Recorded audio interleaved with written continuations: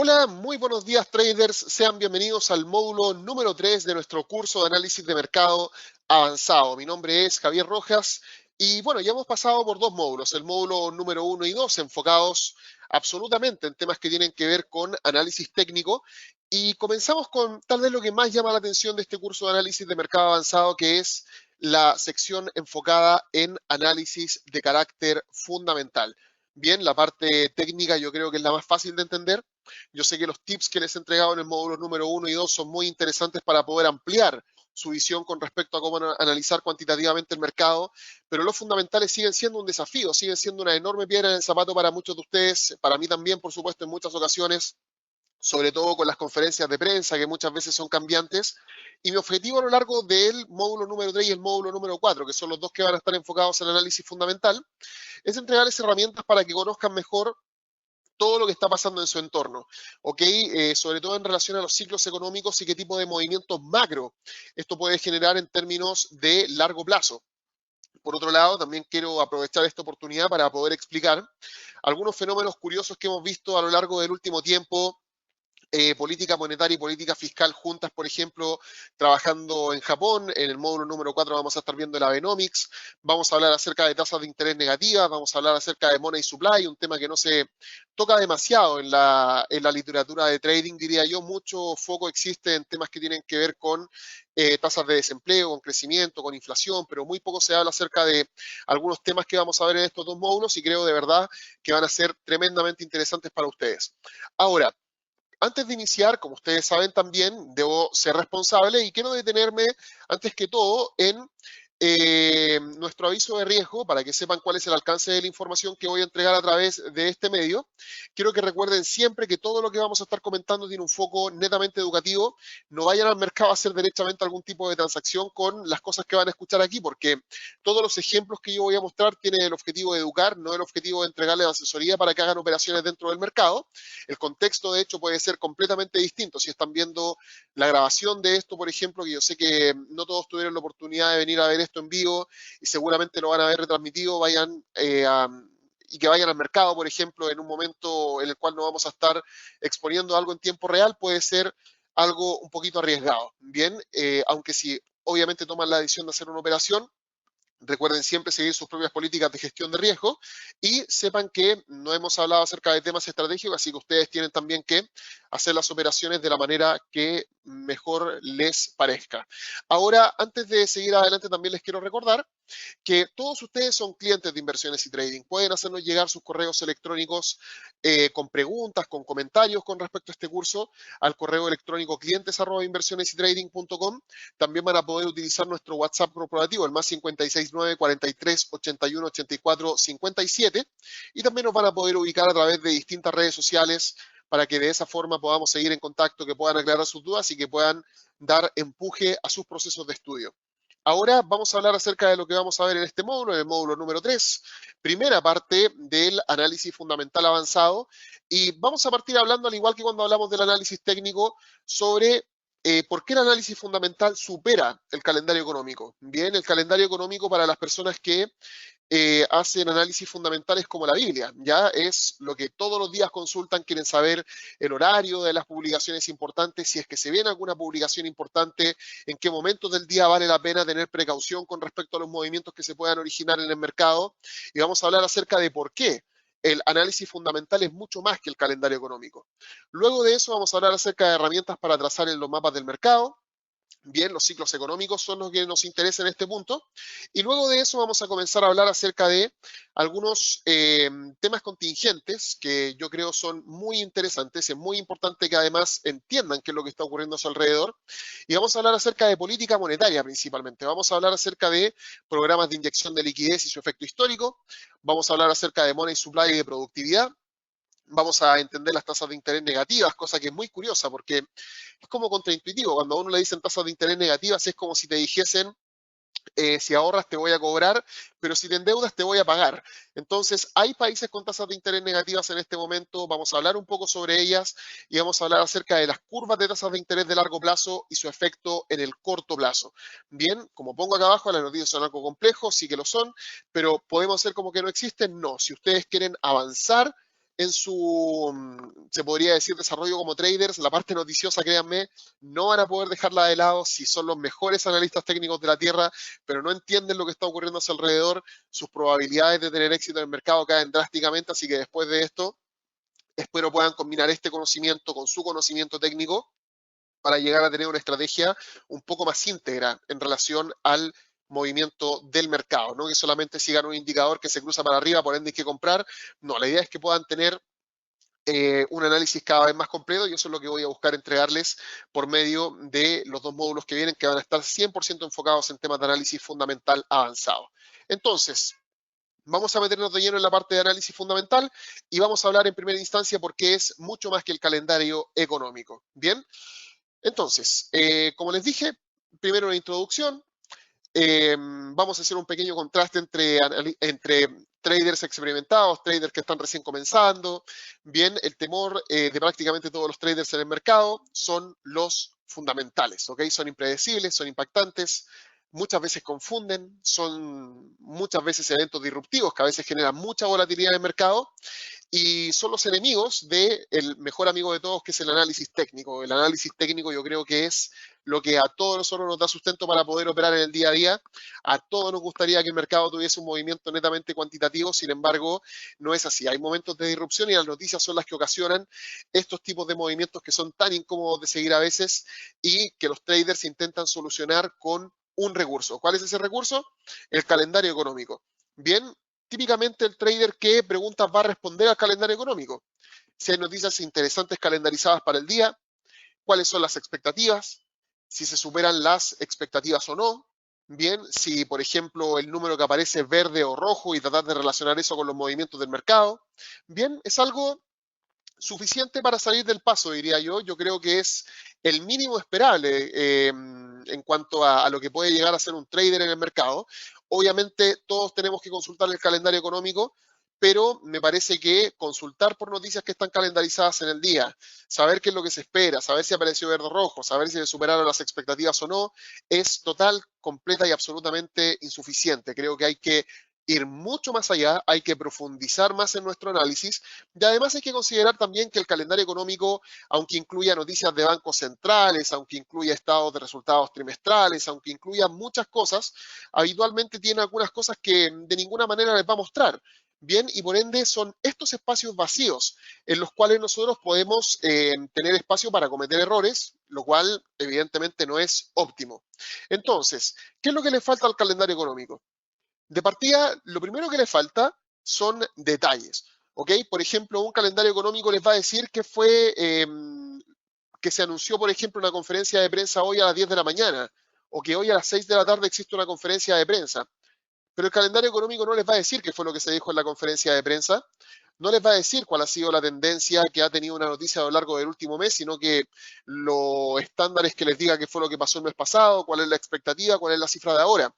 Pero no todos los calendarios económicos, por ejemplo, entregan tendencias con respecto a lo que está pasando con una noticia o si el dato, por ejemplo, está a punto de generar un cambio importante. Si yo, por ejemplo, me doy cuenta de que la inflación es de un 2%, eso no necesariamente me entrega información referente a que la política monetaria podría cambiar porque se alcanzó un nivel inflacionario de 2%. Entonces, lo que tiende a ocurrir con los calendarios económicos es que les falta mucha profundidad, entregan información muy limitada, sobre todo en lo que a conversación respecta. No entregan información referente a las conferencias de prensa, tampoco les van a entregar una síntesis de qué fue lo que se dijo y por ende uno tiene que acudir a otros lugares para poder encontrar la información. Bien, por otro lado, tampoco entrega información que está fuera de lo económico, bien como guerras o negociaciones gubernamentales, declaraciones de presidentes o de instituciones, eventos. Cuando, por ejemplo, el Banco Mundial dice cambiamos las expectativas de crecimiento del mundo para este año. Eso no va a aparecer en un calendario económico, seguramente va a aparecer en un press release del Banco Mundial o del Fondo Monetario Internacional. Por otra parte, cuando alguna entidad global de salud entregue información referente al COVID-19. Eso tampoco va a aparecer en un calendario económico. No tenemos que estar sesgados a encontrar información en otras fuentes. Y sobre todo información comunicada a través de medios no convencionales. Yo creo que este señor, el señor que aparece en la foto, que es Donald Trump, nos ha acostumbrado muchísimo a movernos un poco de los calendarios económicos y estar atentos a redes sociales, conferencias de prensa, entrevistas, podcasts, un montón de cosas, porque Donald Trump, por ejemplo, popularizó Twitter como el medio a través del cual él se comunica con el resto de la sociedad, y es el presidente de Estados Unidos. Y eso no va a aparecer en el calendario económico. Yo, por ejemplo, dentro de mi set de información diaria, he intentado incluir información referente a Twitter. Yo, por ejemplo, en las mañanas, cuando estoy haciendo transacciones, siempre tengo abierto el Twitter de Donald Trump. Es uno de los Twitters que yo creo más veo durante el día. Trato de separar la paja del trigo, porque hay información que no tiene relevancia, pero hay información que es muy importante y que nos entrega en el día a día por medio de su Twitter. Hace decenas de tweets en cada jornada y realmente es un poco difícil de seguir el ritmo, pero una vez que uno se acostumbra, uno desde luego comienza a seguir sus publicaciones con un poco más de simpleza. Uno tiende a ver cuando las declaraciones que entrega son por las elecciones, cuando las declaraciones son económicas, cuando habla de China solamente por entregar algún tipo de declaración, o cuando habla de ellos por temas que tienen que ver con la guerra comercial, por ejemplo. Un lugar al cual yo también acudo con mucha frecuencia es a la página web de la Universidad de Johns Hopkins, ya para tener información referente al COVID-19. La Universidad de Johns Hopkins tiene un mapa increíble donde muestra información referente al COVID-19, habla acerca de las tendencias, habla acerca de cuáles son los países en los cuales se están disparando los contagios, habla prácticamente acerca de todo. Y además de esto, yo también tengo otras páginas donde me encanta, por ejemplo, hacer algunas preguntas. Ejemplo, el Atlas of Economic Complexity de la Universidad de Harvard, donde a uno le hablan acerca de cuáles son las materias primas que mayoritariamente exporta un país, o los productos que mayoritariamente exporta una nación, o cuáles son los socios comerciales que tiene un país, o cómo va cambiando la estructura comercial de un país. Aquí esta universidad tiene un compendio increíble de relaciones comerciales entre países, de exportaciones, de importaciones, de exportaciones por productos, por socio comercial, de importaciones por producto, por socio comercial, por zona continental, ni siquiera por país, por ejemplo, puede ser. Entregan una información increíble.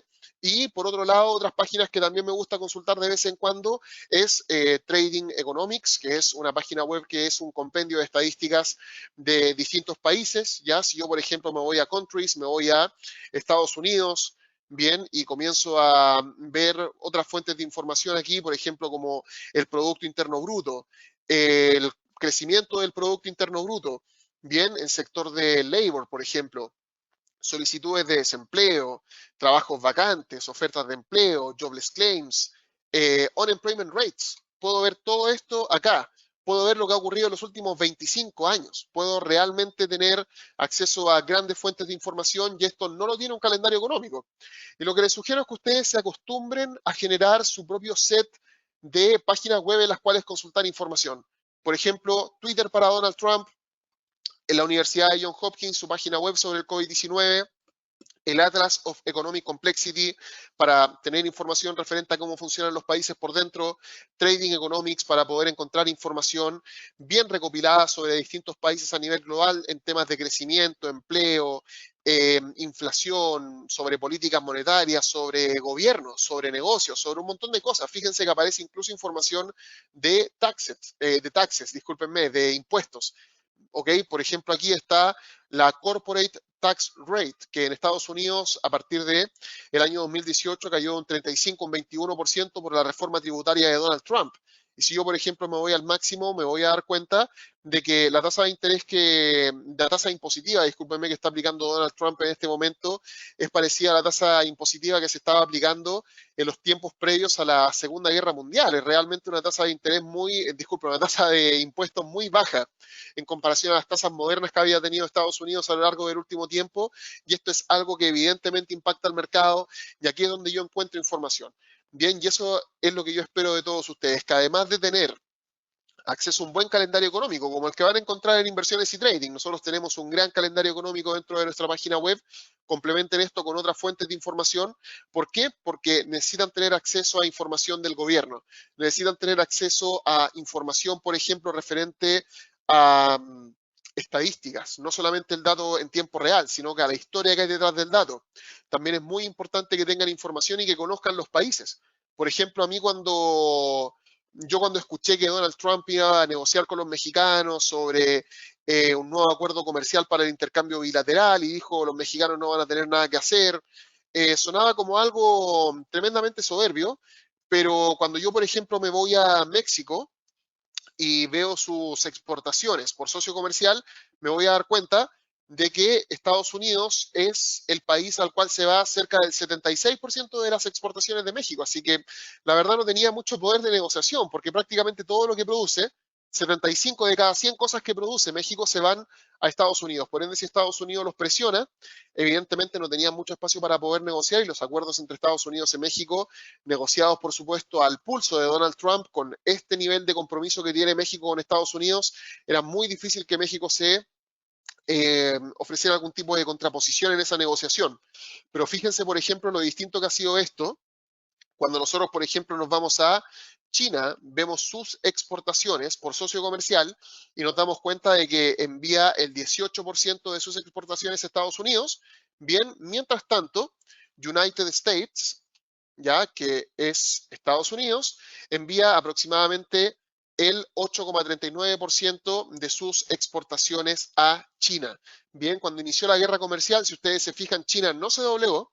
China simplemente dijo, ok, me suben los aranceles, yo también te los subo, y así se han ido a lo largo del último tiempo. ¿Por qué? Porque, claro, esta interdependencia entre los dos realmente no existe. Son países que están muy diversificados, son países que de pronto pueden perder una fracción de sus exportaciones entre sí y no les pasa absolutamente nada. O sea, bueno, no, está mal dicho, no es que les pasa absolutamente nada, pero pueden seguir subsistiendo con las exportaciones que hacen a otros países. Pero fíjense lo corto que fue, por ejemplo, esta pequeña guerra comercial entre Estados Unidos y México, entre Estados Unidos y Canadá, entre Estados Unidos y Japón, bien, porque eran intercambios comerciales que realmente estaban muy desequilibrados, son países que necesitan el apoyo de Estados Unidos como el gran comprador que existe a nivel global, pero en cambio cuando se toparon con China, China dijo, ok, ¿de cuánto depende mi economía de ti? 18%, listo, entonces te subo los aranceles y así nos vamos porque, claro, tenemos ahí una posición mucho más igualada en comparación a, por ejemplo, esa posición que tenía México con Estados Unidos, donde México depende en un 75% de Estados Unidos para poder exportar.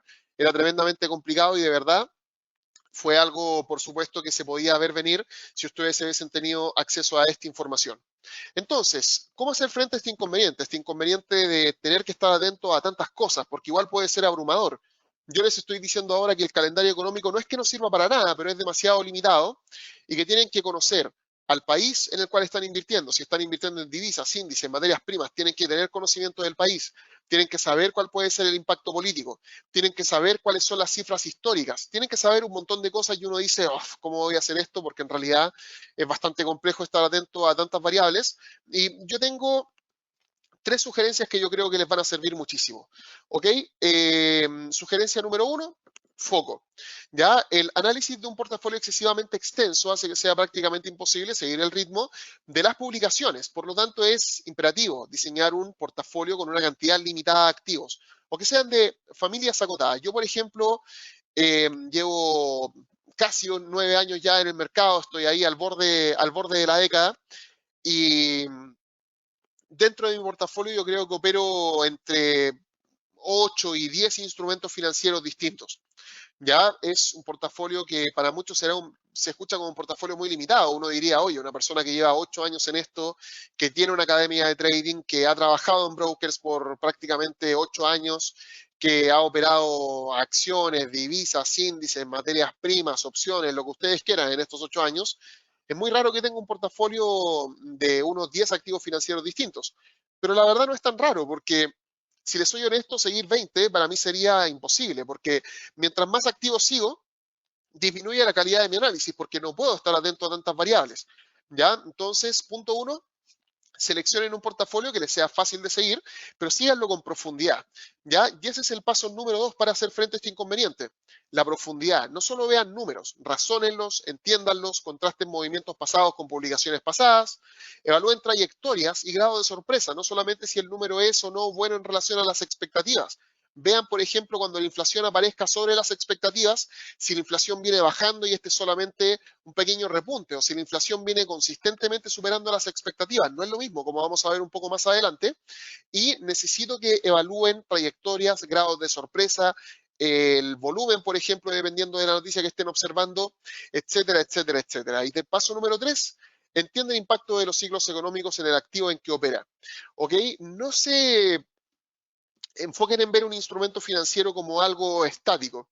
Ya, yo, por ejemplo, en las sesiones de coaching que le he entregado a varias personas, una pregunta que habitualmente se hace es, ¿a qué te refieres con esto de que una estrategia, por ejemplo, podría no funcionar para siempre?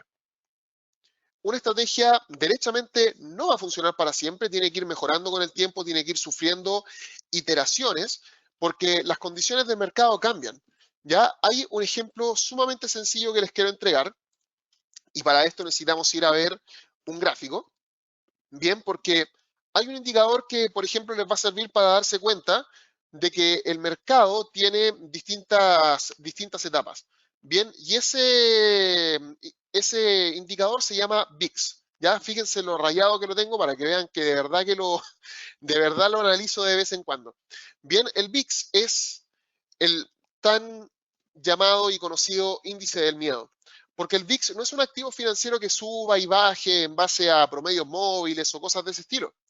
Básicamente lo que hace el VIX es mostrar cuál es la volatilidad que hay en el mercado, la volatilidad implícita que tiene un activo financiero dentro del mercado. Bien, y habitualmente esto lo hace en base a la volatilidad del mercado accionario y esta volatilidad se termina replicando a prácticamente todos los instrumentos financieros. Créanme y hagan el experimento. No es lo mismo operar el VIX como por ejemplo ocurrió este año, cuando en marzo, por ejemplo, hubo un disparo de la volatilidad a nivel de mercado. ¿Por qué? Porque, claro, tuvimos un escenario de altísima volatilidad en el mercado producto del COVID-19, a operar, por ejemplo, en octubre del año 2019, cuando el VIX estaba súper bajo. Bien, son dos escenarios completamente distintos de volatilidad, son dos escenarios absolutamente diferentes. Y es por eso que entender el impacto de los ciclos, de que estamos en un ciclo volátil, menos volátil, con estímulos, sin estímulos, con restricciones. Los activos en los cuales ustedes operan pueden tener grandes diferencias y por ende el foco, la profundidad y entender el impacto de los ciclos económicos en su estrategia y en los instrumentos en los cuales operan, desde mi punto de vista es fundamental. Y de hecho, aquí hay algo que a mí me abrió mucho los ojos para no estresarse mucho con este tema, que es esta imagen. Ya, este es un libro que se llama The Science of Hitting, o sea, es de béisbol este libro. Lo escribió Ted Williams, bien, donde Ted Williams decía, cuando yo bateo, tengo que ser paciente porque yo he logrado darme cuenta de que yo tengo cierto segmento del cuadro por el cual puede pasar la pelota, en el cual yo voy a tener más o menos probabilidades de batear y de tener éxito. Bien, y esta persona dijo, mi trabajo es esperar a que la pelota pase por cierto punto y en ese punto yo tengo que abanicar, tengo que intentar golpear porque es el punto en el cual yo tengo mayores probabilidades de tener éxito. Y esto lo tomó Warren Buffett, que ustedes saben, soy tremendo admirador de Warren Buffett por los mensajes que entrega. Y él dijo, ¿sabes qué? Yo quiero ser como el Ted Williams, pero del trading. Yo no quiero ser un inversionista que esté todo el día haciendo clic, haciendo clic, haciendo clic, dándole, dándole, dándole, dándole, porque Ted Williams y yo tenemos una diferencia. Ted Williams tiene 3 strikes. En cambio, en los mercados financieros, yo no tengo 3 strikes. Yo lo único que tengo que enfocarme es en entender cierto segmento específico del mercado, entenderlo bien, especializarme, saber que esta es mi zona de competencia y después de eso dejar pasar todas las pelotas que no me acomodan. Por ejemplo, a mí me gusta mucho esta ilustración de Warren Buffett porque tiene varios mensajes subliminales. Hay un montón de pelotas en el suelo, tiene telarañas aquí en el cuello. ¿Por qué? Porque básicamente lo que quieren ejemplificar con esto es que a Warren Buffett tú puedes tirarle 1000 pelotas, 2000 pelotas, 5000 pelotas. Cada pelota es una oportunidad de trading. y él las deja pasar, las deja pasar, las deja pasar, porque a él no lo pueden ponchar, a diferencia de lo que pasaba con Ted Williams, que en algún punto tenía que abanicar. En cambio, Warren Buffett dice, yo tengo todo el tiempo que quieras, tírame todo lo que quieras, tírame todas las oportunidades que quieras, porque solo voy a tomar aquellas que entiendo en 360 grados, al revés, al derecho, arriba, abajo y por cualquier ángulo. Y, por ejemplo, Warren Buffett por mucho tiempo dijo en algunas entrevistas que él es un muy, muy buen amigo del dueño de Microsoft, ¿ok? De Bill Gates. Y varias veces Bill Gates intentó meterlo al mundo de las computadoras y él nunca quiso. ¿Por qué no? Porque él tiene su segmento de expertise. Él dice, yo entiendo mucho mejor, por ejemplo, una empresa que vende dulces y goma de mascar, a diferencia de una empresa de computación donde en realidad no entiendo muy bien el negocio. No es que no vaya a invertir nunca, decía él, pero solamente voy a hacerlo cuando esté dentro de mi círculo de competencia. Entonces, un primer mensaje que les quiero entregar en este módulo 3 es que si no tienen este círculo de competencia, créenlo. Ya intenten, hagan un esfuerzo, creen este círculo de competencia, porque no tienen que entender cómo se mueven todos los activos financieros. Eso es lo que quiero que entiendan a toda costa. No tienen por qué saber ni intentar saber cómo se mueve AT&T, cómo se mueve Microsoft, cómo se mueve el euro dólar, cómo se mueve el dólar yen, el petróleo, el dólar con respecto al franco suizo, las opciones de Dow Jones, los futuros del Nasdaq.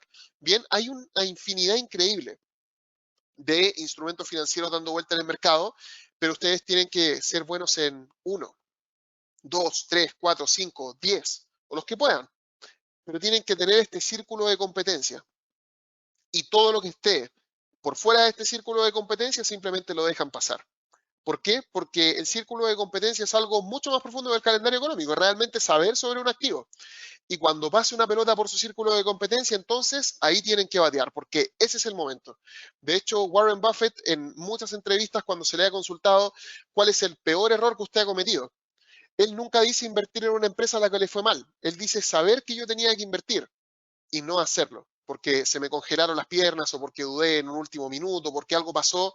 Ese es el gran error que yo he cometido, no hacer algunas cosas que estaban dentro de mi círculo de competencia, las vi con claridad, algo me hizo ruido, me pregunté alguna cosa que no debía haberme preguntado y finalmente la oportunidad terminó pasando y él dice, he dejado billones de dólares sobre la mesa en el mundo del trading a lo largo de mis prácticamente 70 años de experiencia haciendo operaciones dentro del mercado. El partido muy, muy joven, y dice que sus peores errores son aquellas bolas que pasan por el círculo de competencia, que él sabía que tenía que hacer algo y finalmente no lo hizo. Bien, entonces construyan este círculo de competencia, salgan del calendario económico porque a nivel fundamental hay muchísimo más que eso. Bien, la falla de los traders, y esto es algo que por supuesto tiene que ver con todo lo que hemos conversado, es que los traders operan con el microscopio en la mano. ¿Ok? El trader toma la lupa y el trader ve lo que ha pasado recientemente y se hace una opinión de mercado súper rápida. Ya, por ejemplo, las nóminas de empleo no agrícola, una cifra de generación de empleos en Estados Unidos. El trader dice, wow, las cifras de empleo de Estados Unidos han superado las expectativas por 3 meses consecutivos. Salió 1.763.000 en agosto cuando se esperaba 1.600.000. Salieron 4.800.000 cuando se esperaban 3 millones. ¿Ok? Salió 2,5 millones cuando se esperaba una pérdida de 8 millones en el mes de junio. Entonces uno dice, bueno, entonces Estados Unidos debe estar haciéndolo genial, debe estar pasando por el mejor momento de su economía con una generación de empleos impresionante, pero de lo que no se dan cuenta es que solamente un mes antes de que se comenzaran a publicar todas estas cifras que superan las expectativas, se generó la pérdida de empleos más grande de la historia en Estados Unidos. Entonces nunca vean el mercado con una lupa pensando en lo que está ocurriendo en el momento. Vean siempre las cosas a nivel histórico, no tengan miedo a analizar trayectorias y no tengan miedo a inmiscuirse un poco más y crear opiniones de mercado un poco más trabajadas, un poquito más acabadas. Entonces, aquí voy con todo esto. A que leer el calendario económico y leer lo que está pasando en el momento es muy fácil. Entender lo que está pasando en el momento también tiende a ser un poco fácil, pero entender lo que está pasando en general, en el plano global, es un poco difícil. Bien, la visión macro no les puede faltar. En los mercados financieros la visión macroeconómica general no puede faltar y normalmente se puede separar en dos ciclos. ¿Ok? Tenemos ciclos de expansión económica y tenemos ciclos de contracción económica. Bien, nosotros vamos a recibir distintas señales durante el día y nosotros nos vamos a dar cuenta de si el mercado está teniendo un ciclo de expansión o un ciclo de contracción, de recesión, si las cosas no van muy bien. Y estos ciclos económicos básicamente giran en torno a tres factores. Bien, crecimiento, desempleo e inflación. ¿Ok? Cuando tenemos una pujante tasa de crecimiento, una presión bajista en las tasas de desempleo y una presión inflacionaria alcista, estamos en un escenario de expansión económica. Y cuando estamos en un escenario de contracción, estamos viendo que existen tasas de crecimiento bastante bajas, una presión alcista en las tasas de desempleo y una presión inflacionaria bajista. O sea, la falta de dinamismo hace que los precios dentro del mercado tiendan a caer. Y estos ciclos tienen distintos efectos, tienen distintas consecuencias y nos hacen enfrentarnos a escenarios de mercado muy distintos. ¿Por qué? Porque ambos escenarios, el ciclo de economía en expansión y el ciclo de economía en contracción, inician una serie de eventos que se mueven como un dominó. ¿Ok? Cuando tengo un crecimiento pujante, cuando tengo un empleo que va muy bien, cuando tengo una presión inflacionaria alcista, hay un mecanismo que se comienza a poner en marcha y que tiene un efecto sobre el mercado. Y cuando caemos en el escenario totalmente opuesto, es el de contracción económica, tenemos el escenario contrario. Y nos vamos a dedicar a entender cómo identificar estos ciclos económicos dentro del mercado y saber cuándo el mercado está en expansión o en contracción. Bien, entonces, los ciclos normalmente nos dan señales para saber en qué escenario estamos.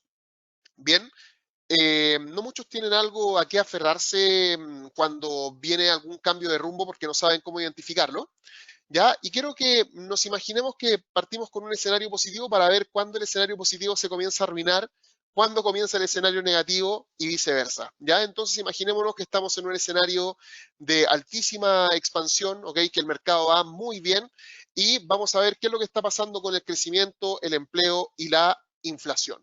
Bien, entonces, el empleo normalmente está en niveles óptimos. Este no es un problema. Yo jamás he visto que las cifras de empleo generen cambios en las cifras en los ciclos económicos.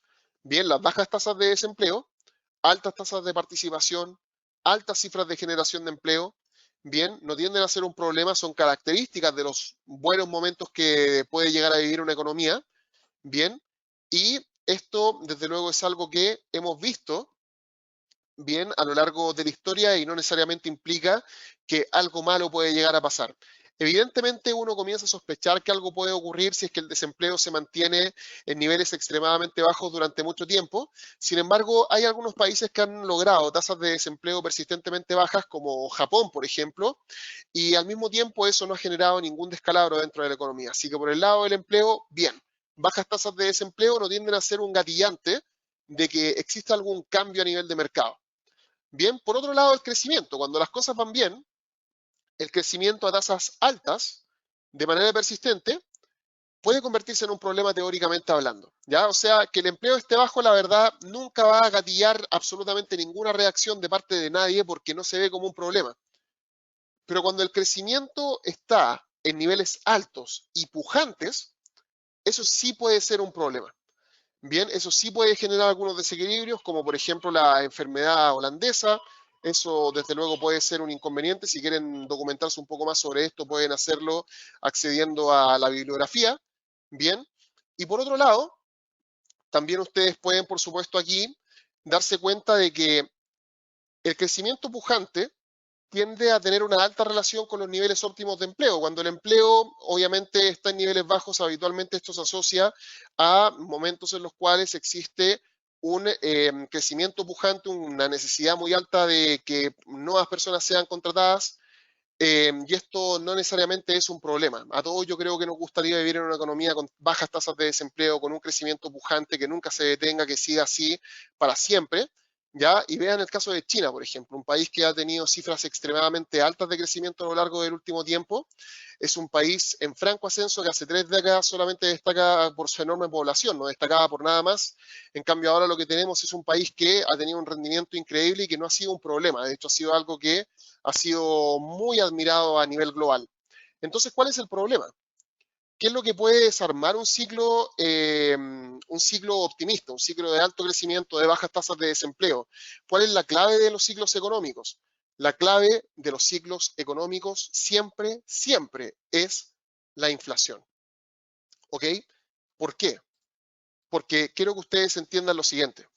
Cifras bajas de desempleo y alto crecimiento, a los ojos de las personas nunca va a ser un problema. ¿Bien? ¿Por qué? Porque ustedes como personas naturales y yo, ¿en qué vamos a ver traducidas estas altas cifras de crecimiento y las bajas cifras de desempleo? En un aumento de nuestro poder adquisitivo y también en un aumento al acceso al crédito. Bien, en una economía como la actual, el aumento de los ingresos de una persona implica un mayor consumo. Consumo que no solo está compuesto por los ingresos que yo percibo, sino que soy una persona digna de crédito. Mientras mejor me va y mejor le va a toda la economía, todos somos personas dignas de crédito. Pues una economía con bajo desempleo, alto crecimiento, una persona que pierde su empleo puede encontrar otro muy rápidamente. Al final a todo el mundo se le termina otorgando crédito, bien, y esa persona que consume su ingreso más el crédito termina dándole a otra persona mayores ingresos, más acceso al crédito, y esta otra persona va a tener acceso a hacer exactamente lo mismo, a consumir el ingreso más crédito de otra persona, que fue lo que a él le ingresó, y esa persona al mismo tiempo va a tener acceso a más crédito, más gasto, otra persona va a tener acceso a más ingresos y la economía comienza a alimentarse a sí misma hasta que en algún punto estalla. Bien, la economía se comienza a inflar y los precios también. Y si uno deja que esto siga descontroladamente a lo largo del tiempo, la economía puede llegar a tener muchos problemas. En los ciclos de alto crecimiento y de bajas tasas de desempleo, los bancos centrales, los gobiernos normalmente están sumamente atentos. ¿Por qué? Porque es una buena noticia que nadie quiere que se detenga. Pero si esto comienza a generar distorsiones dentro del mercado, dentro de la economía local, evidentemente un ciclo de alto crecimiento y un ciclo de bajas tasas de desempleo se puede convertir en una pesadilla. ¿Ya? De hecho, hay un ejemplo perfecto que a mí me encanta, ya lo he dado en otros cursos, sobre qué tipo de distorsiones pueden darse en el mercado producto de cosas como estas.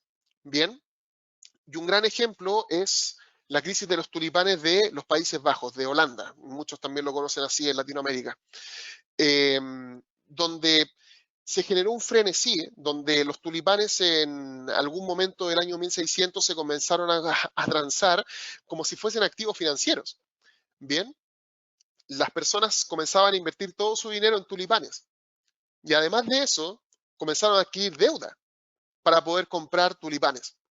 Comenzaron a comprar tulipanes equivalentes al valor de una casa. Uno podía comprar toneladas de trigo con un tulipán en algún momento de los años 1600 en los Países Bajos. Bien, la gente veía a los tulipanes como un activo financiero y se generó esta burbuja donde los tulipanes llegaron a valer tanto que en algún punto todo el mundo había gastado todos sus ahorros en tulipanes, todo el mundo había pedido préstamos para poder comprar tulipanes y en algún punto los tulipanes ya no tuvieron sentido. Finalmente el precio se terminó derrumbando. Hubieron deudas que nunca se pudieron pagar, personas que perdieron sus casas, personas que perdieron sus trabajos, personas que perdieron todos sus ahorros.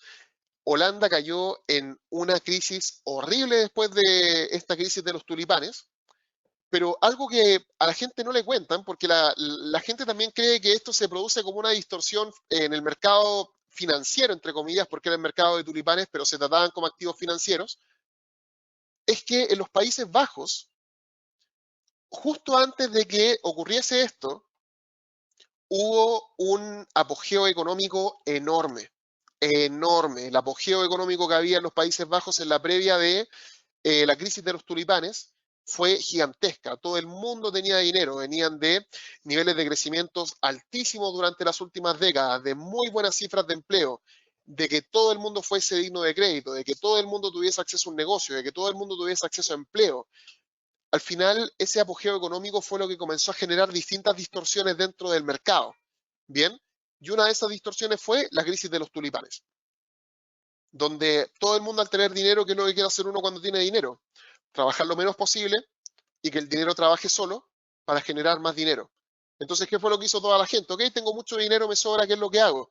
Y finalmente le comenzó a asignar valor a un activo financiero que fueron los tulipanes, porque lo trataron como un activo financiero.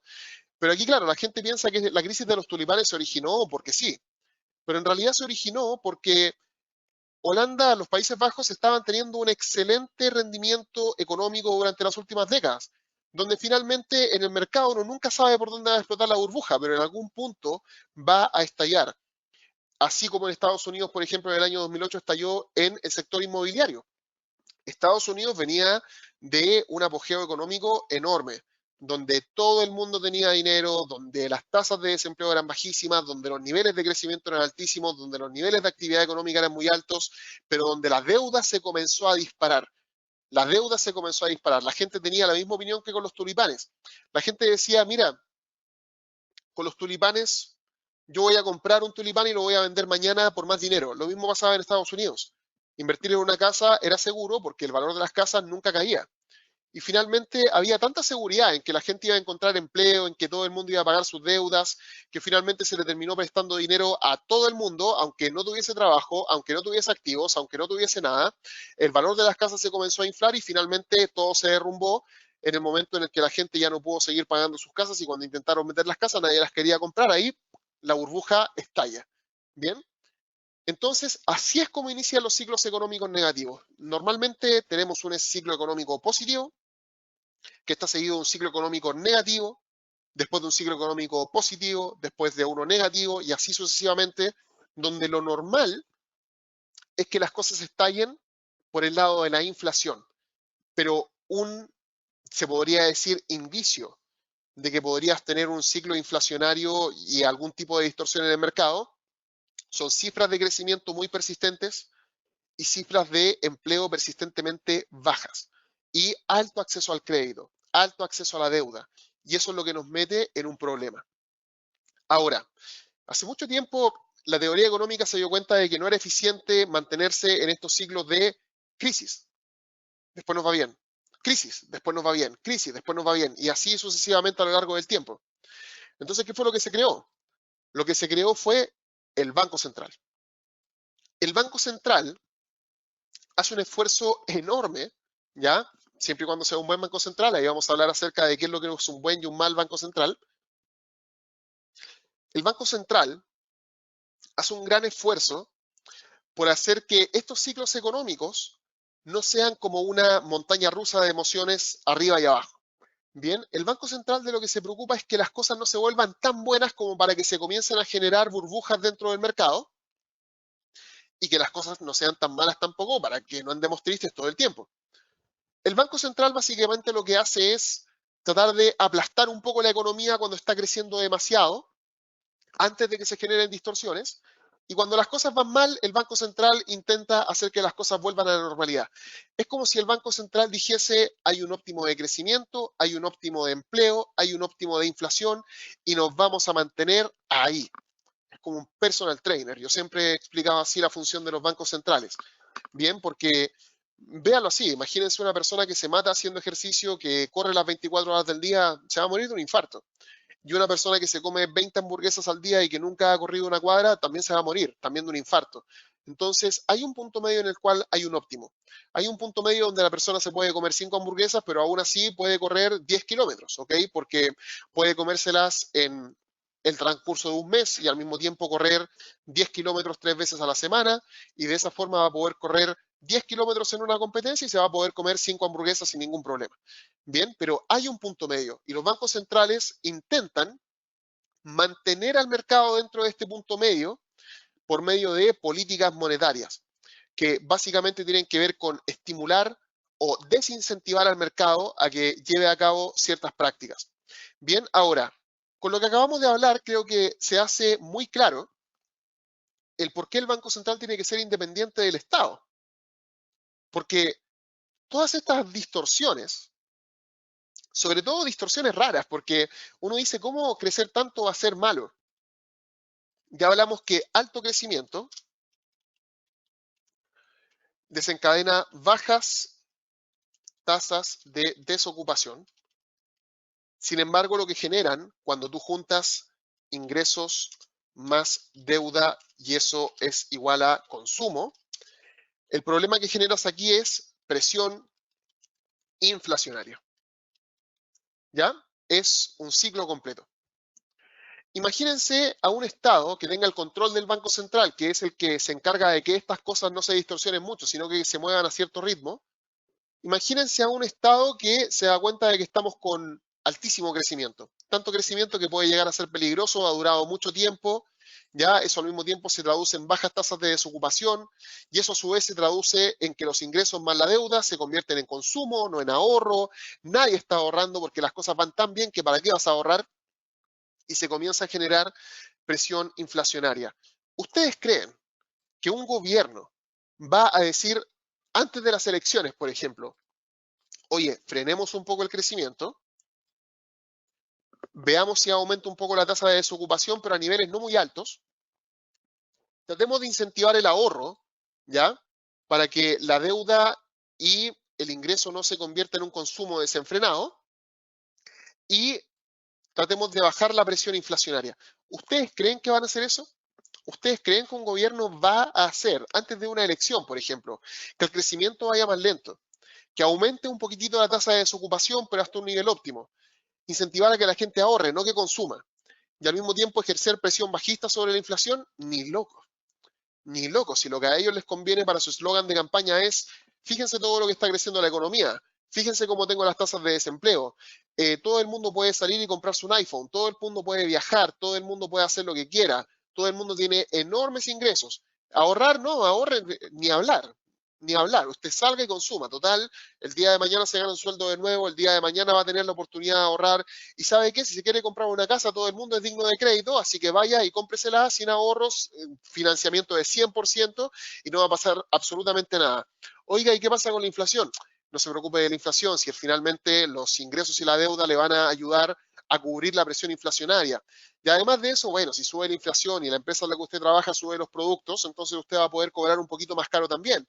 Y así es como las cosas se van alimentando hasta que finalmente el país se destruye. Bien, esto lo vamos a ver también en algunos ejemplos, sobre todo en la sección de Money Supply. Bien, porque es muy importante todo esto y es por eso que el Banco Central tiene que ser independiente, porque el Banco Central tiene que tener la facultad de frenar estos ciclos. Fíjense ustedes cuántas veces Donald Trump se ha quejado de la Reserva Federal. Donald Trump muchas veces se ha quejado de la Reserva Federal y dice la Fed no me ayuda con la guerra comercial. Si es que no tiene que hacerlo. La Fed no baja las tasas de interés de política monetaria cero cuando yo les pido. Si es que no tienen que hacerlo. Es que me ayudaría mucho a mí tener las tasas de interés de política monetaria en cero. Es que no importa. Entonces es muy importante esta independencia. Y los países que no tienen independencia de los bancos centrales son muy, muy peligrosos, como vamos a ver un poquito más adelante. Bien, entonces, ¿qué es lo que hace nuestro amigo el Banco Central? Cuando comienza el mercado a tener este crecimiento, comienza a inflarse el país y dicen, está bien que crezcamos, está bien que vayamos bien, pero tenemos que hacerlo a un ritmo moderado para que todo vaya creciendo de manera homogénea, no vaya a ser cosa que esto se nos vaya a descalabrar en algún momento. Entonces, ¿qué es lo que hace el central? El central sube las tasas de interés de referencia. ¿Ya? ¿Qué son las tasas de interés de referencia? La también llamada tasa de interés de política monetaria. Piénsenlo ustedes. ¿Qué es lo que va a pasar con su incentivo a tomar deuda si el banco está subiendo las tasas de interés? En algún punto ya no van a querer más deuda. ¿Qué es lo que va a pasar con ustedes si la renta fija se vuelve más atractiva? Ahora, en lugar de gastar dinero, ahorrar dinero se vuelve muy atractivo, porque cuando yo ahorro dinero, me dan una tasa de interés bastante alta. Porque esta tasa de interés de referencia que pone el Banco Central es la tasa de interés del costo del dinero para los bancos privados. Los bancos privados adquieren menos liquidez a una tasa más alta, los bancos privados se posicionan en renta fija, los bancos privados tienen más incentivo a guardar el dinero que a prestarlo, entonces es una señal que se envía a todo el mercado. Finalmente termina disminuyendo el consumo, disminuye el incentivo al gasto, aumenta el incentivo al ahorro, ya disminuye el ingreso de otra persona, porque antes la persona A consumía sus ingresos más deuda y la persona B recibía estos ingresos más deuda de otra persona y esta persona al mismo tiempo podía invertir sus ingresos más su propia deuda en la persona C. Entonces aquí las personas comienzan a consumir, es cierto, pero tal vez no van a adquirir más deuda porque es muy costosa y van a gastar parte de su ingreso porque parte de su ingreso también se va a ir al ahorro. Entonces, así es como yo bajo la temperatura del mercado. Bien, en casos extremos, cuando ya las cosas están muy, muy álgidas, esto puede estar acompañado de un programa de venta de activos, bien, o sea, un programa de venta de bonos. El Banco Central no solamente sube las tasas de interés, sino que sale a vender bonos, bonos que prometen pagos de renta fija en el largo plazo. O sea, prometo muy buenas tasas de interés como pago y de esa forma, ¿qué es lo que hago? Saco liquidez del mercado. El mercado empieza a sacar dinero se podría decir, de todo el dinero que anda dando vuelta en el mercado. ¿Y en qué los convierte? Los convierte básicamente en un papel. Usted dice, ok, usted me entrega 1.000 millones de dólares, yo le entrego este papel que no sirve para nada, pero este papel le promete un flujo de sus 1.000 millones más 10 millones de dólares mensuales por los próximos 20 años. No está para nada mal.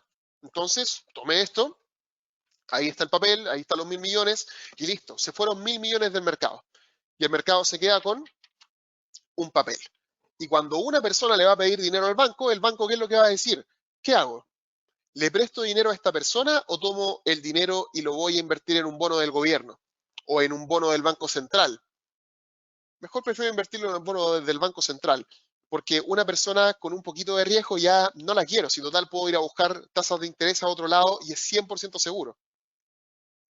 Entonces, la restricción al crédito también contribuye a pagar un poco las cosas. Entonces, cuando el central toma esta actividad que se llama de política monetaria restrictiva, ya porque restringe las cosas, restringe el consumo, ¿qué es lo que comienza a ocurrir? El crecimiento se frena, el empleo se deteriora, la inflación se estabiliza, ¿ya? Pero la parte buena es que las cosas se comienzan a equilibrar. Fíjense, por ejemplo, el caso de Estados Unidos, ¿ya? En Estados Unidos, por ejemplo, fíjense en lo siguiente, después de la crisis subprime, que fue la que causó la caída después del año 2008 en Estados Unidos y en prácticamente todo el mundo, ¿qué fue lo que pasó con las tasas de interés? Bajaron prácticamente a cero. La inflación comenzó a caer por la baja actividad económica, por el daño que se hizo a la economía, producto de la crisis subprime, pero en algún punto tocamos piso y la inflación comienza a subir. Y cuando la inflación sube y llega al objetivo de la Fed, que es más o menos un 2%, ¿ok? Un poquito antes, de hecho ya comenzaron a subir las tasas, tipo 2015, 2016, cuando comienza la tendencia alcista de la inflación, ¿qué es lo que hace la Reserva Federal? Inmediatamente comienza a subir las tasas de interés. ¿Por qué? Porque quiero desincentivar la inflación, quiero parar este carro. Y la Reserva Federal tiene que empezar a subir las tasas antes, no en el momento en el cual la inflación llegue a ese nivel, porque esto es como un tren. Yo no puedo frenar la inflación en un día. Aquí comenzaron a subir las tasas de interés a fines del 2015, principios del año 2016 y llegaron a la cúspide en el año 2018, 2019. ¿Y cuándo se frena la inflación? 2018. Después de eso la tasa de interés se queda plana, llega el COVID que nuevamente nos tira la actividad económica al suelo y comienzan a bajar las tasas de interés una vez más para poder estimular al mercado. Y eso es justamente de lo que quiero hablar ahora, de la otra parte del ciclo económico. Porque un ciclo económico es este, donde las tasas de interés comienzan a subir para poder enfriar un poco las cosas, pero cuando las cosas se enfrían mucho, también es malo, evidentemente. Yo no quiero tener bajo crecimiento, tener desempleo de 30% e inflación de cero. Es genial, la inflación es cero, sí, pero nadie gana dinero. Entonces, también es malo ese otro escenario, y ahí es cuando el Banco Central tiene que reaccionar otra vez. ¿Bien? ¿Por qué? Porque el COVID-19 nos ha enseñado de manera simple que existen escenarios en los cuales el rendimiento de la economía no necesariamente se ve afectada por factores económicos. Porque uno dice, bueno, si el control sobre la economía moderna es tan bueno, entonces ¿por qué puede haber una crisis ahora? Bueno, puede haber una crisis por el COVID-19. Ya la crisis del 2008 fue originada por el mercado, la crisis asiática, la del tequila y las otras crisis económicas son originadas por el mercado, pero incluso con todo el aprendizaje que hemos tenido con respecto a temas económicos para no dejar que estas distorsiones se den, pueden existir escenarios como el COVID-19 donde la actividad económica se va al suelo otra vez. Bien, y aquí el Banco Central vuelve a actuar cuando hay adversidad. ¿Qué es lo que hace el Banco Central? Baja las tasas de interés, inyecta liquidez al mercado comprando los bonos que antes había vendido. Es como, ok, ¿se acuerda de que usted tenía este papel? Sí, me acuerdo que tenía este papel. Perfecto, entonces aquí están sus 1.000 millones de vuelta y ahora quiero el papel. Y ahí el banco le dice, pero ¿por qué? Si tú me habías prometido cupones de pago en el largo plazo. Y el Banco Central le dice, no, sí, tranquilo, si los cupones te los pago igual. Toma, aquí están tus 1.000 millones, aquí están todos los intereses que yo te había prometido, ahora dame el papel y te dejo con una pila de dinero dentro del banco que ya no puedes invertir en el otro papel, porque ahora los papeles rentan nada. Acuérdense que bajaron las tasas de interés, así que ahora el banco privado, ¿qué es lo que tiene? Está lleno de dinero, no tiene dónde invertirlo, no tiene de dónde sacar tasas de interés. Entonces el banco privado, ¿qué es lo que tiene que hacer? Tiene que empezar a prestarlo. ¿Y a qué tasa lo puede prestar? A una tasa bajísima, porque la tasa de interés de referencia que pone el central es una tasa de interés bajísima también. Entonces la deuda se vuelve barata, hay un incentivo al consumo, de nuevo se desincentiva el ahorro, se incentiva la adquisición de deuda y pone la economía a funcionar a la fuerza. Eso es lo que hace el Banco Central al fin y al cabo. Dice, ok chicos, todo el dinero que estaba guardado se va a la calle de nuevo, te compro todos los papeles que te había vendido antes, toma, ahí está el dinero, ya no tienes tasas de interés buenas para poder invertirlas, así que adivina, tienes que ir a la calle, conseguirte una buena persona que quiera deuda, se la prestas y esa persona no tiene incentivos a ahorrar, tiene incentivos a consumir o a emprender o a hacer algo y finalmente la economía comienza a funcionar otra vez. Eso es lo que hace el Banco Central. El Banco Central de manera artificial frena el crecimiento, pero de manera artificial también comienza a tirarlo hacia arriba cuando las cosas van mal. Bien, y esto genera distintos movimientos a nivel de mercado, ¿ok? Porque aquí es exactamente igual como les decía anteriormente, aquí tampoco hay una fórmula, ahí el Banco Central obviamente va tanteando un poco las cosas, ¿bien? Y fíjense ustedes, por ejemplo, qué es lo que se ha tenido que hacer ahora a lo largo del último tiempo es bajar de nuevo las tasas de interés. ¿Por qué? Porque de nuevo la inflación se nos fue al suelo y el crecimiento también, las cifras de empleo también, así que de nuevo estamos en cero, en septiembre del año 2020. ¿Ya? Ahora,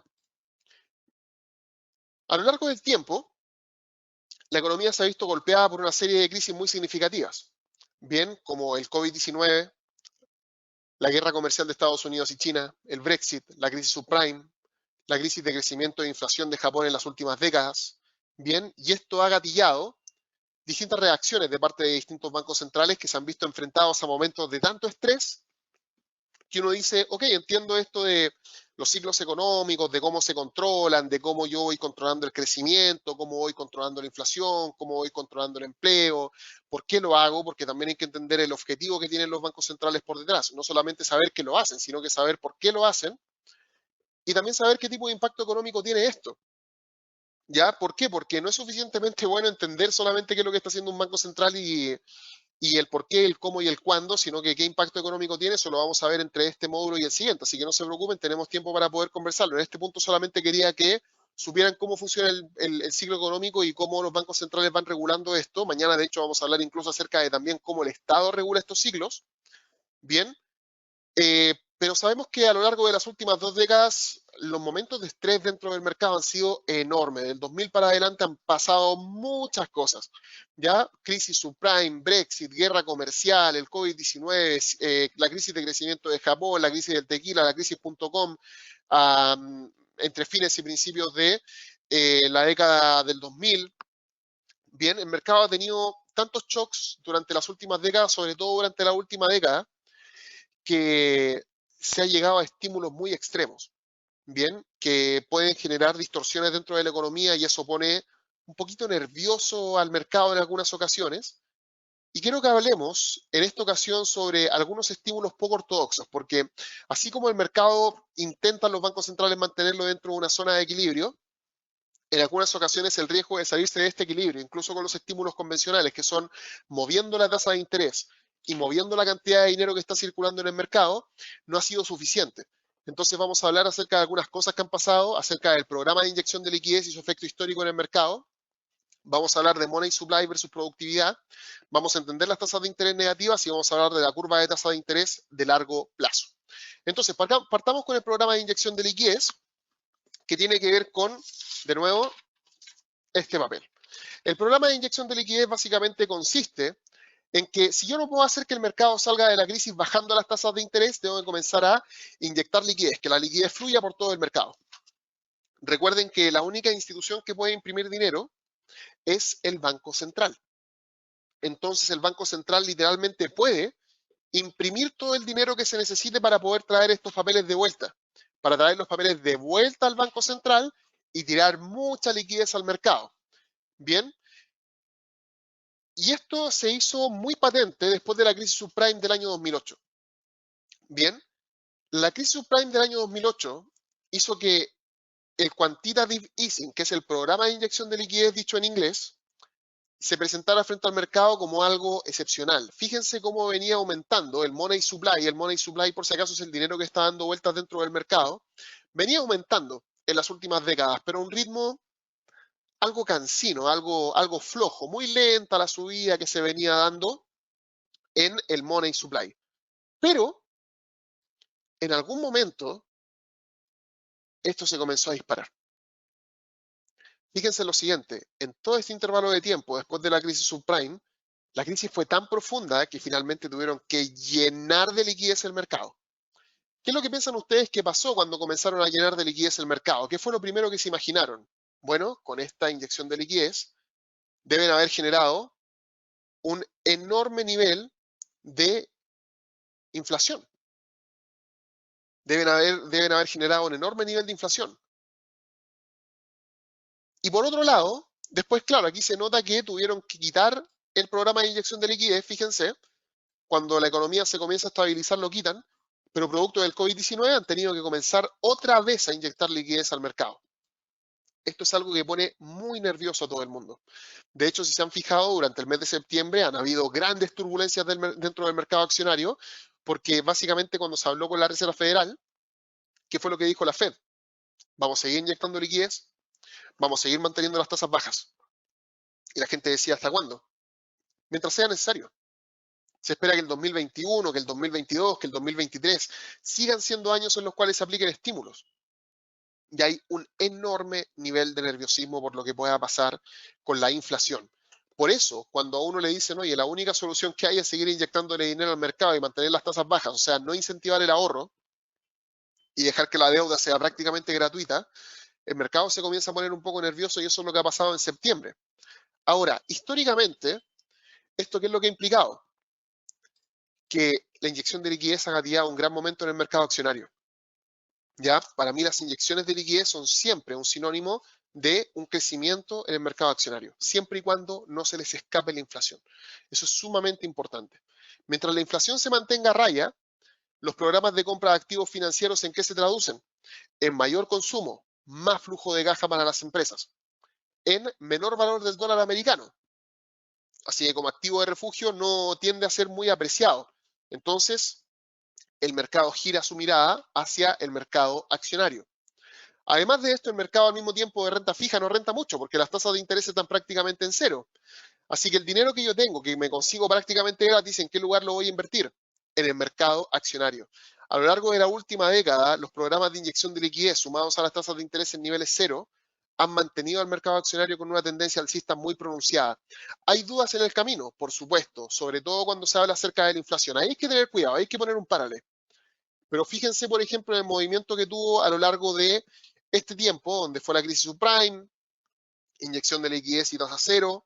Después de eso comienzan a quitar los estímulos y fíjense qué fue lo que pasó entre el año 2014, mediados del 2014, mediados del 2016. La tendencia alcista del Standard & Poor's se frenó, se lateralizó durante un par de años. ¿Y qué es lo que estaba pasando? Entre los años 2015 y 2016 estaban comenzando a retirar el programa de inyección de liquidez. Y al mismo tiempo estaban comenzando a subir las tasas de interés de política monetaria en ese tiempo. Fíjense aquí, años 2015-2016, comienzan a subir las tasas de interés, ¿bien?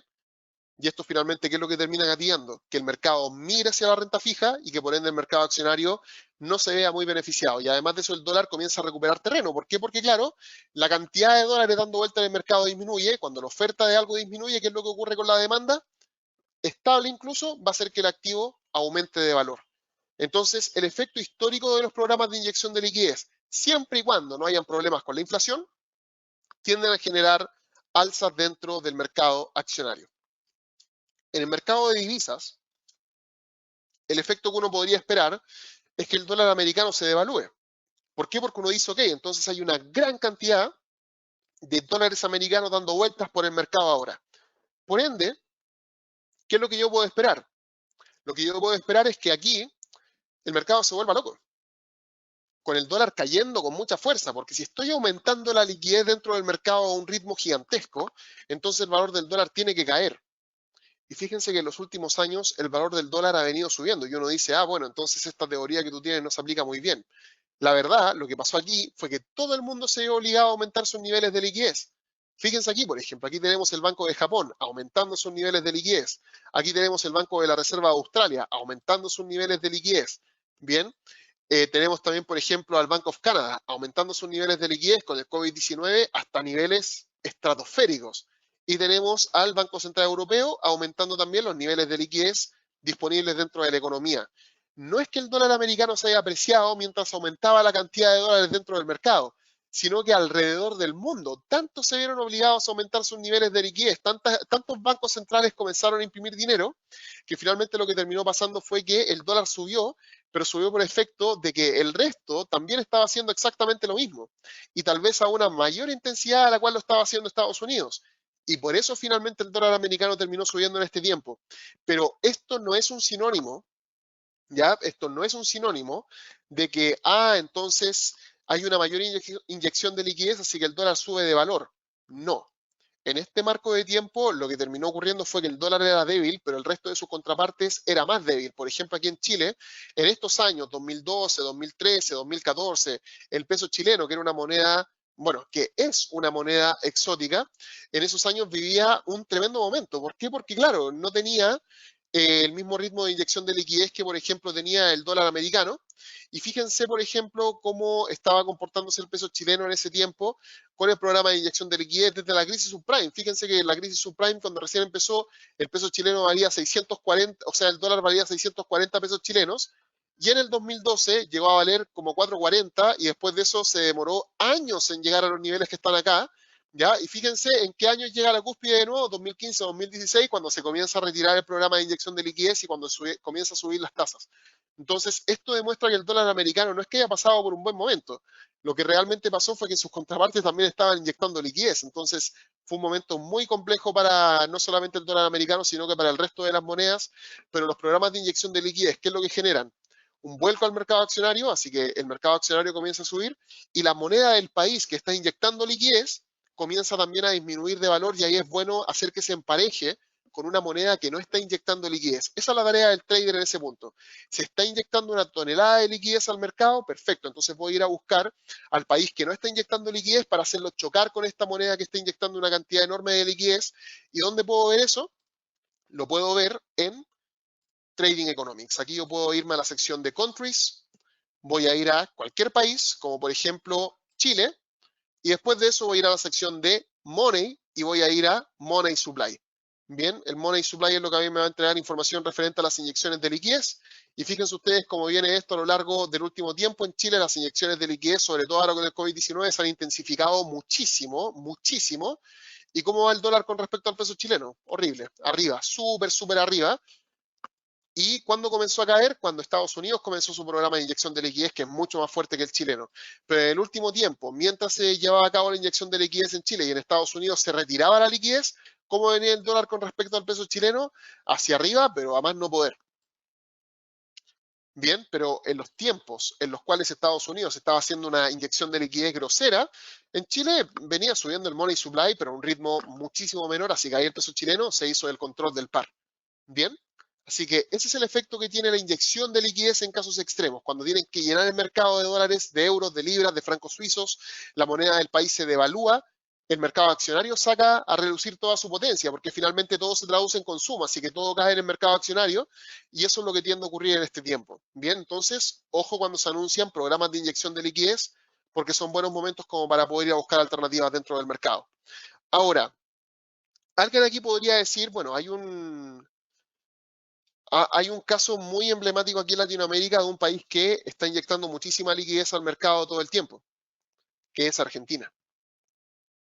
Y uno puede decir, Argentina, por ejemplo, tiene unos niveles de inflación estratosféricos, ¿bien? Y al mismo tiempo también está inyectando mucha liquidez. Entonces, ¿cómo diablos Estados Unidos puede, por ejemplo, inyectar liquidez y no sufrir la misma inflación que Argentina?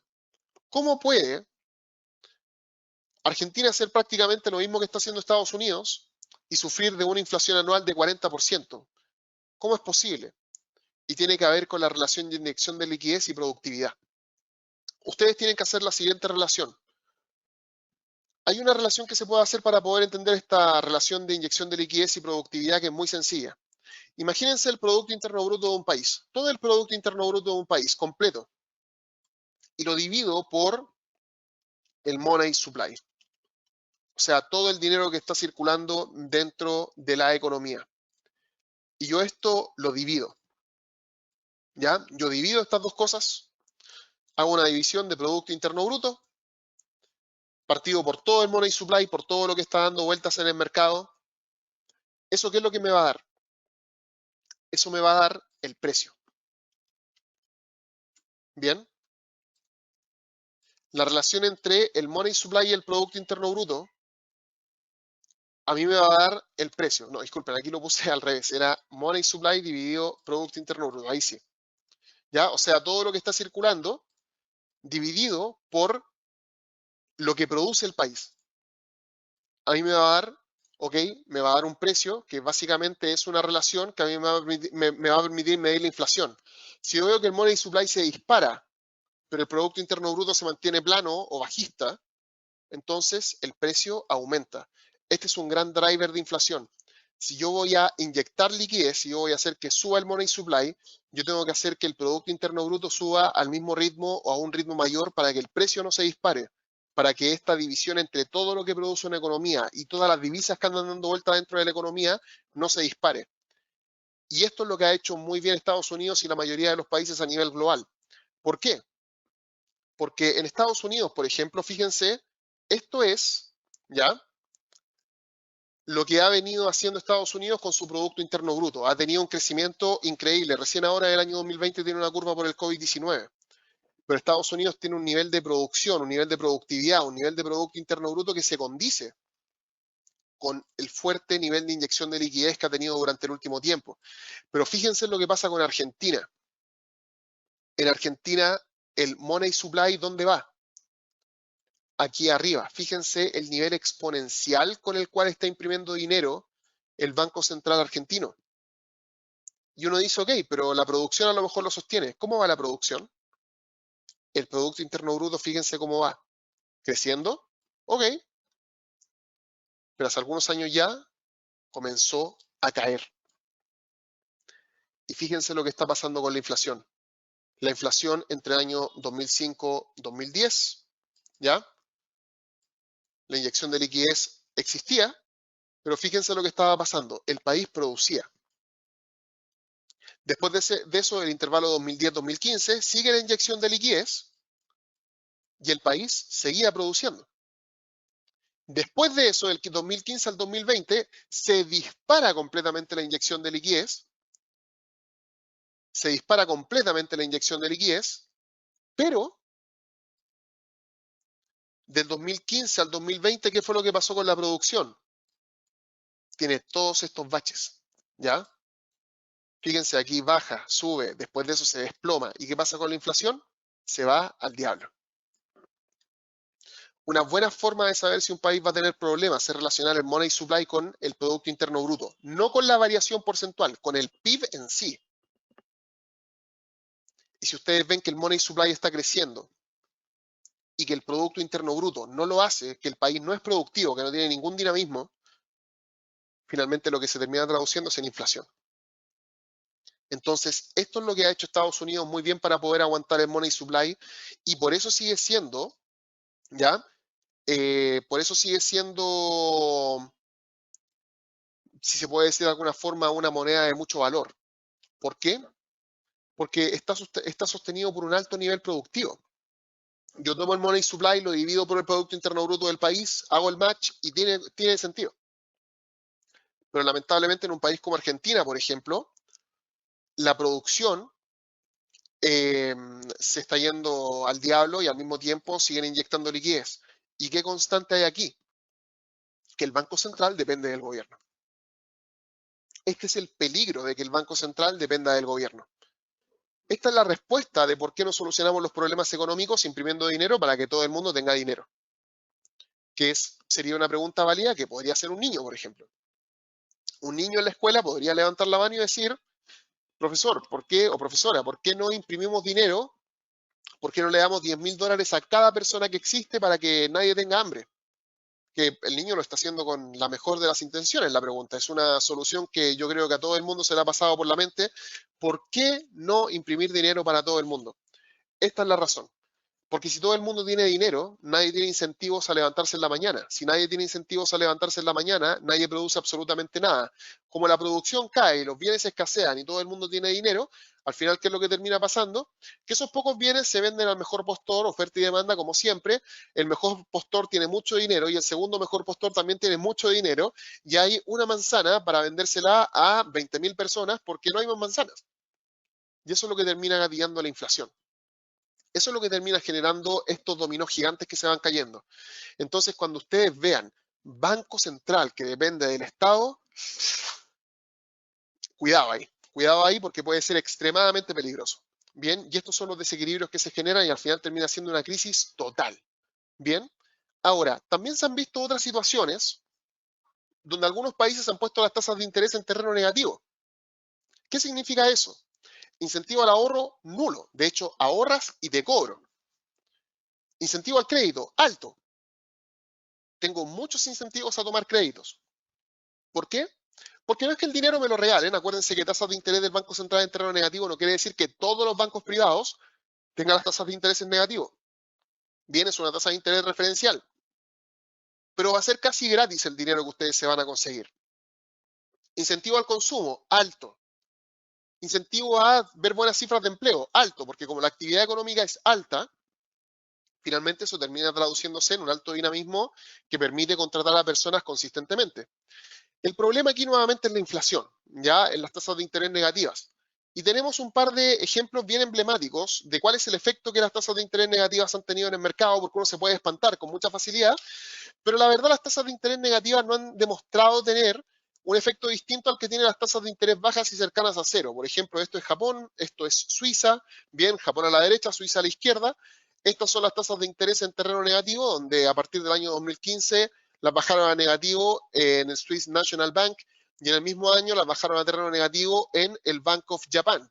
Fíjense lo que comenzó a pasar con la inflación. La inflación comenzó efectivamente a subir, sin embargo, se acercó a niveles cercanos al 1%, 1,5%, que la verdad no es demasiado, y después de eso la actividad volvió a caer producto de la guerra comercial entre Estados Unidos y China y ahora por el COVID-19, y prácticamente no ha pasado nada. O sea, si no hubiésemos tenido guerra comercial y no hubiésemos tenido COVID-19, seguramente la inflación debió haber seguido su ritmo hasta llegar a cerca del 2% y que los bancos centrales se vean obligados a volver a subir las tasas. Pero finalmente, como no terminó pasando, siguen manteniendo las tasas de interés en terreno negativo. Pero estas tasas de interés en terreno negativo no han generado absolutamente ninguna distorsión.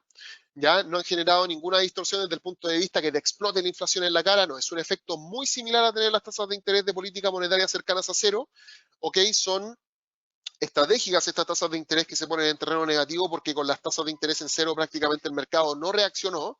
Y finalmente, ¿en qué se traduce esto? Esto es lo que se ha traducido a lo largo del último tiempo, es en una enorme estabilidad. Disculpen, aquí me salté unos gráficos que les quería mostrar.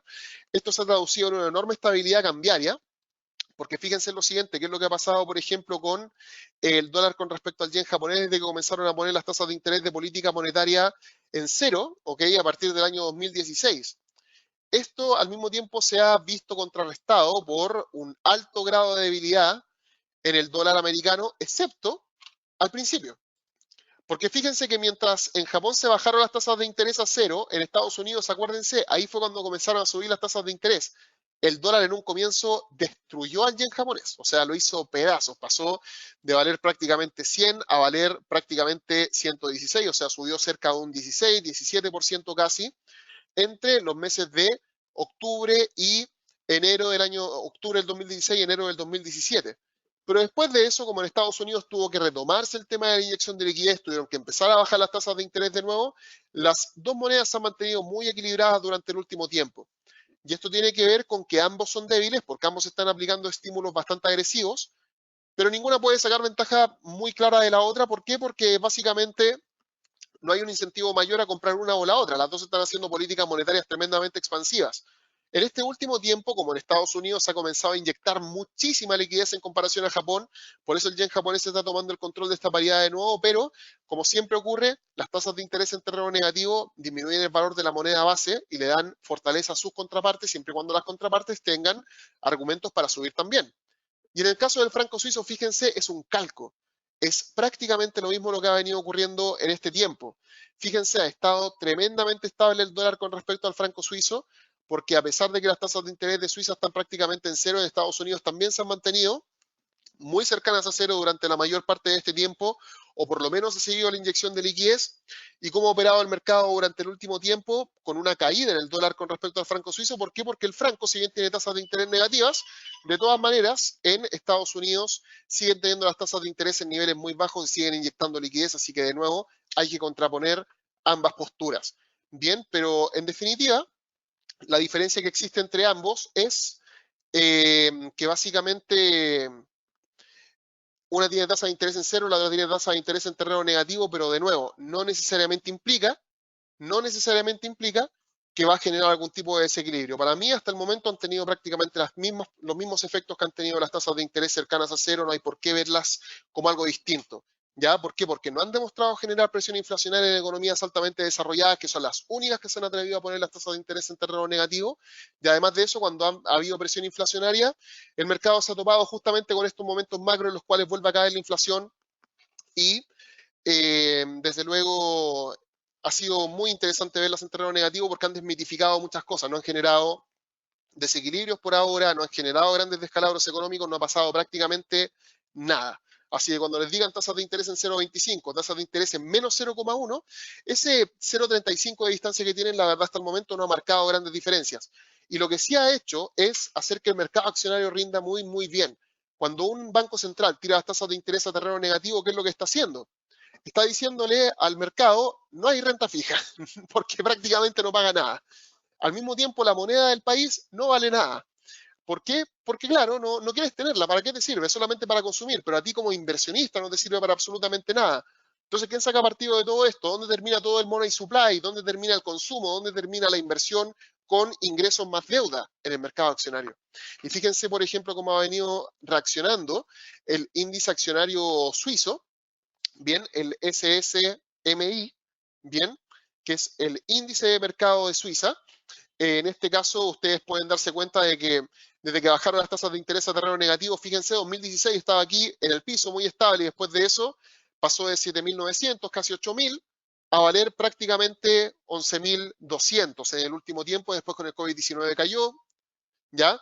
Y después de eso volvió a recuperarse porque las tasas de interés siguen en cero. No hay ningún incentivo a pasarse a renta fija. Si no hay renta fija, y en el Nikkei ocurre prácticamente lo mismo. Fíjense, en el 2016 estábamos muy abajo, cayendo prácticamente desde el año 2015, tiraron las tasas de interés a cero y pasaron de 14.000 a 24.000. Así que es el efecto que tienen las tasas de interés en terreno negativo. Como no hay ningún incentivo a renta fija y como todo el money supply más la deuda se termina invirtiendo en el mercado accionario, se termina consumiendo, son las acciones las que terminan sacando partido de este tipo de escenarios. Y finalmente, curva de tasas de interés de política monetaria. Algo a lo que no muchos traders están atentos, y quiero que ustedes comiencen a estar atentos en este sentido a partir de ahora, es el hecho de que prácticamente nadie está mirando las tasas de interés futuras. Toda la gente está mirando la tasa de interés de hoy. Todo el mundo está mirando la tasa de interés de hoy. Pero ustedes quiero que se comiencen a acostumbrar a partir de ahora a mirar las curvas de tasas de interés de largo plazo. ¿Qué es la curva de tasas de interés de largo plazo? Cuando un banco central da señales con respecto a un cambio de tasas de interés, no siempre esa señal es un cambio de tasa de interés ahora. A veces son cambios en las tasas de interés en el futuro. Por eso, en el mercado, sobre todo en el sector institucional, están muy acostumbrados no a decir, ok, hoy la tasa de interés es 2,5, sino a decir, este año es 2,5, el próximo año es 2,7, el próximo año es tanto, y se dibuja una curva de tasas de interés de política monetaria. Bien, ustedes tienen que acostumbrarse a ver cómo van cambiando las preferencias de las tasas de interés en el largo plazo. Ya hay formas de monitorear esto, sobre todo después de las reuniones de política monetaria. Y quiero que se fijen en lo siguiente porque quiero que vean esto. No quiero que desde ahora vean solamente las curvas de tasas de interés de largo plazo, sino que quiero que vean las curvas de tasas de interés y vean cómo van cambiando en el tiempo. Por ejemplo, fíjense en lo siguiente, fíjense cómo estaba la curva de tasas de interés, ¿ya? A fines del año 2019. Fíjense que para la renta fija de un mes se esperaba que pagara 1,48 y a 30 años se esperaba que pagara 2,39. Este año, ¿cuántas veces han bajado la tasa de interés de política monetaria? Una vez, pero de una sola vez a 0,25% prácticamente. ¿Y cómo cambió eso la curva de tasa de interés de largo plazo? De que ahora se espera que en 30 años pague 1,49, antes se esperaba que pagara 2,39, o sea, ya se espera que pague un 1% menos, y esto se va actualizando cada vez que hay una reunión de política monetaria con las expectativas profundas que dan. Entonces, cuando la curva de tasas cae, cuando se aplana, básicamente lo que ustedes van a ver es que en el mercado tiene el mismo efecto que tiene la política monetaria expansiva. Fíjense que este año, en buena parte del año, hemos tenido un dólar débil. Y uno dice, pero si, oye, bajaron las tasas de interés en marzo. Sí, pero la curva de tasas de interés se ha ido aplanando cada vez más porque cada vez disminuyen más las expectativas de que el próximo año, o en 6 meses o en 2 años, cambien las tasas de interés de política monetaria. Bien, entonces es muy interesante que también vayan monitoreando esto. Si quieren me pueden escribir y pedirme la información referente a de dónde se puede sacar la información de la curva de tasas de interés, yo se las voy a entregar y créanme, van a darse cuenta de que después de cada reunión de política monetaria, aunque no muevan la tasa, se terminan dando coletazos las tasas de interés de política monetaria de largo plazo y en el corto plazo tiene un efecto muy similar a como si se hubiesen cambiado las tasas de interés de política monetaria. Así que, estimados, ha sido una muy larga sesión, yo sé eso, pero creo que ha sido muy productiva. En el módulo número 4 vamos a estar hablando acerca de análisis fundamental avanzado, segunda parte. Vamos a hablar acerca del Abenomics, de la reforma tributaria de Trump y de cómo la pandemia ha afectado el ciclo económico. Bien, el Standard Poor's, en el US Dollar Index, en el euro, la libra, el yen japonés y en materias primas como el oro y el petróleo. Así que, estimados, por hoy los dejo. Muchas gracias por haberme acompañado en el módulo número 3. Nos vemos en el módulo número 4. Y muchas gracias por la paciencia. Yo sé que esperan que cada uno de estos módulos dure una hora, pero nos pasamos un poco. Pero yo creo que de todas maneras fue algo muy productivo. Así que espero que tengan una buena sesión. Muchas gracias. Nos vemos en el módulo número 4. Hasta luego.